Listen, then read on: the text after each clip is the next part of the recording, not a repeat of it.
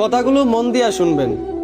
গাধাকে যখন সৃষ্টি করা হলো তখন গাধাকে বলা হলো, তোমাকে সকাল থেকে সন্ধ্যা পর্যন্ত প্রচুর পরিশ্রম করতে হবে, সারাদিন পিঠে বোঝা বয়ে বেড়াতে হবে, খেতে পারবে শুধুই ঘাস, তোমার মাথায় কোনো বুদ্ধি থাকবে না, আর তোমার আয়ু দেওয়া হবে 50 বছর।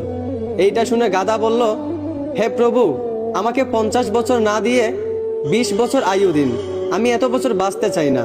সৃষ্টিকর্তা তার এই কথা মঞ্জুর করলেন। তারপর যখন কুকুরকে সৃষ্টি করা হলো তখন কুকুরকে বলা হলো, তুমি হবে মানুষের একজন কাছের বন্ধু, আর তোমার খাবার হবে মানুষের থেকে যাওয়া জুটা খাবার, আর তোমার আয়ু দেওয়া হবে 30 বছর।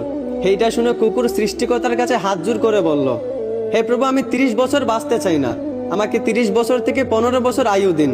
সৃষ্টিকর্তা তার এই কথাও মঞ্জুর করলেন।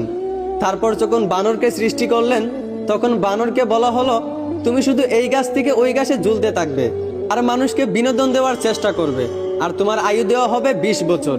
এইটা শুনে বানরও হাত জোড় করে সৃষ্টিকর্তার কাছে বলল, হে আল্লাহ, আমাকে 20 বছর না দিয়ে 10 বছর আয়ু দিন, আমি এত বছর বাঁচতে চাই না। সৃষ্টিকর্তা বানরের কথাও মঞ্জুর করলেন। তারপর আসলো পুরুষের পালা। পুরুষকে যখন সৃষ্টি করা হলো তখন পুরুষকে বলা হলো, তুমি হলে প্রাণীদের মধ্যে সবচেয়ে বিচক্ষণ এবং বুদ্ধিমান, এই জন্য তোমাকে প্রাণীদের শিরোমণি করা হলো, আর তোমার আয়ু দেওয়া হবে 20 বছর। এইটা শুনে পুরুষ সৃষ্টিকর্তার কাছে হাত জোড় করে বলতে লাগলো, হে প্রভু, 20 বছর আয়ু একদম কম হয়ে যায়, আমি আরো বেশি দিন বাঁচতে চাই। আপনি বরংস গাধায় যে 30 বছর আয়ুটা ফিরিয়ে দিয়েছিল ওই আয়ুটা আমাকে দিয়ে দিন, আর কুকুর 30 বছরের মধ্যে যেই 15 বছর আয়ুটা ফিরিয়ে দিয়েছিল ওই আয়ুটাও আমাকে দিয়ে দিন, এবং বানর 20 বছর থেকে যেই 10 বছর আয়ুটা ফিরিয়ে দিয়েছিল ওই আয়ুটাও আমাকে দিয়ে দিন। সৃষ্টিকর্তা পুরুষের এই কথাগুলো মঞ্জুর করলেন। তারপর থেকেই ছেলেরা 20 বছর পর্যন্ত পুরুষ হয়ে বাঁচে, আর যেই 30 বছর গাধার থেকে চেয়ে আনা হয়েছিল সেই 30 বছর পরিবারের বোঝা পিঠে বয়ে বাঁচে, ঠিক একদম গাধার মতোই।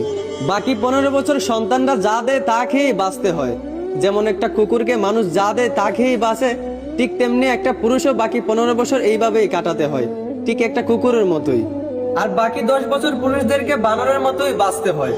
বানর যেমন এক ডাল থেকে আরেক ডালে ঝুলাঝুলি করে এবং মানুষকে বিনোদন দেয়, ঠিক তেমনি পুরুষদেরকেও বাকি 10 বছর বাঁচতে হয়, একবার ওই সন্তানের কাঁধে ঝুলে একবার ওই সন্তানের কাঁধে ঝুলে, এবং নাতিদেরকে বিনোদন দিয়ে এইভাবেই বাকি 10 বছর বাঁচতে হয়।